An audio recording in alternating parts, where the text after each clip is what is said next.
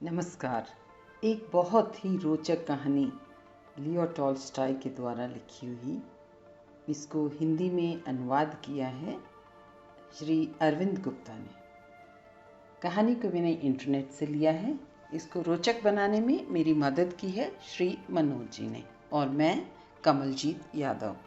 तो कहानी है समझदार जज। लियो टॉल्स्टॉय इसके लेखक हैं। कहानी है कि बहुत पहले की बात है। अफ्रीका में एक देश है अल्जीरिया। बाउकस वहाँ के राजा थे। उनके राज्य में एक समझदार जज थे जो झट से दूध का दूध और पानी का पानी कर देते। कोई भी मुजरिम उनकी पैनी आंखों से बच नहीं पाता। उनकी ख्याति दूर दूर तक फैली थी। एक दिन राजा ने भेष बदलकर खुद जज की परीक्षा लेने की सोची। वो घोड़े पर सवार होकर जज के शहर की ओर चले। शहर के मुख्य द्वार पर उन्हें एक अपंग भिखारी दिखा। राजा ने उसे कुछ पैसे दिए। भिखारी ने राजा से विनती की, मैं चल नहीं सकता, कृपया मुझे अगले चौक तक छोड़ दें। राजा ने भिखारी को घोड़े पर बिठाया। शहर के चौक पर पहुंचने के बाद राजा ने भिखारी से उतरने को कहा। तुम उतरो, यह घोड़ा तो मेरा है, भिखारी ने दावा किया। देखते देखते वहां पर लोगों की अच्छी खासी भीड़ इकट्ठी हो गई। घोड़ा किसका है इसका निर्णय जज साहब ही करेंगे, लोगों ने कहा। राजा और भिखारी जज के पास गए। कचहरी में काफी भीड़ जमा थी। जज लोगों को बारी बारी से बुला रहे थे। सबसे पहले जज ने एक लेखक और किसान को बुलाया। उनके साथ एक महिला भी थी। लेखक और किसान दोनों उस महिला के अपनी पत्नी होने का दावा कर रहे थे। जज ने दोनों पक्षों की दलीलें सुनकर कहा, महिला को आज यहीं छोड़ दो और कल आओ। उसके बाद जज के सामने एक कसाई और तेली की पेशी हुई। कसाई के कपड़ों पर खून के छींटे पड़े थे और तेली के हाथ तेल से सने थे। कसाई के हाथ में पैसों की एक थैली थी। दोनों पक्ष उस थैली को अपना बता रहे थे। जज ने कुछ सोच विचार कर कर कहा, पैसों की थैली यहीं छोड़ दो और कल आओ। अंत में जज ने राजा और भिखारी की दलीलें सुनी। दोनों पक्ष घोड़े पर अपना अपना दावा पेश कर रहे थे। जज ने कुछ देर सोचकर कहा, घोड़े को यहीं छोड़ दो और कल आओ। जज के निर्णय को सुनने के लिए अगले दिन कचहरी में लोगों का बड़ा हुजूम जमा हुआ। सबसे पहले लेखक और किसान की बारी आई। यह महिला आपकी पत्नी है, आप उन्हें ले जा सकते हैं, जज ने लेखक से कहा।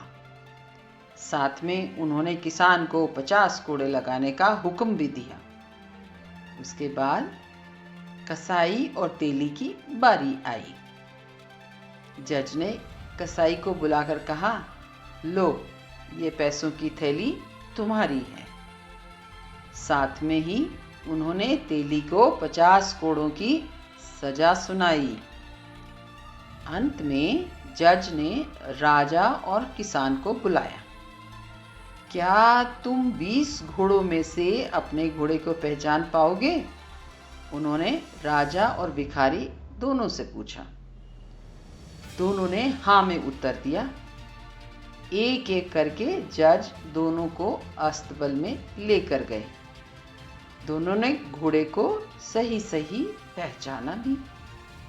कुछ देर गहरे सोच विचार के बाद जज ने राजा को बुलाकर कहा, यह घोड़ा आपका है, आप इसे ले जा सकते हैं।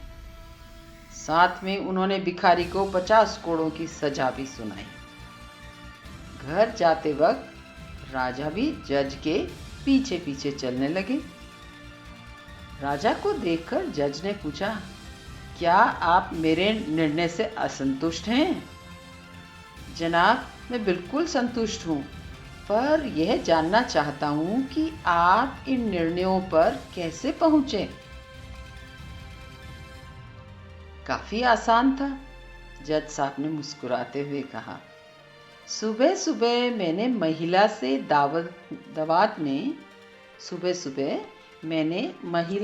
दवात में स्याही भरने को कहा। महिला ने इस काम को बड़े करीने से अंजाम दिया। इससे मुझे लगा कि वो लेखक की ही पत्नी होगी।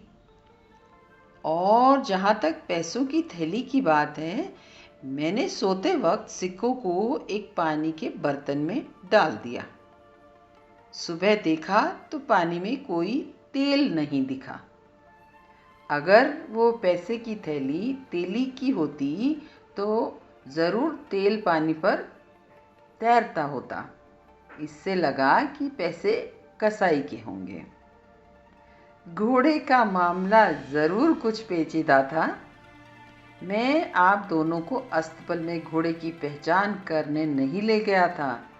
दरअसल मैं देखना चाहता था कि घोड़ा आपको पहचानता है या नहीं।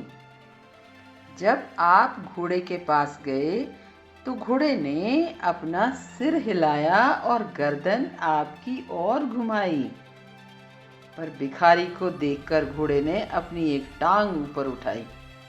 इससे मुझे स्पष्ट हुआ कि आप ही घोड़े के सही मालिक होंगे। फिर राजा ने जज से कहा, मैं राजा बाउकुस हूँ।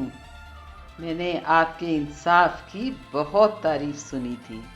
मैं उसी की पुष्टि के लिए आया था। आप वाकई एक काबिल न्यायाधीश हैं। आप मुझसे जो पुरस्कार मांगेंगे वो आपको मिलेगा। मुझे कोई इनाम नहीं चाहिए, जज ने बड़ी नम्रतापूर्वक कहा। राजा की प्रशंसा ही मेरे लिए सबसे बड़ा तोहफा है। तो देखा, हम कभी कभी चीज़ों को अपने नज़रिए से देखते हैं, लेकिन अगर अपना नज़रिया थोड़ा बदल कर देखें और सोचें तो क्या इतना मुश्किल है सही और गलत में फैसला करना। धन्यवाद। बताइएगा कहानी कैसी लगी।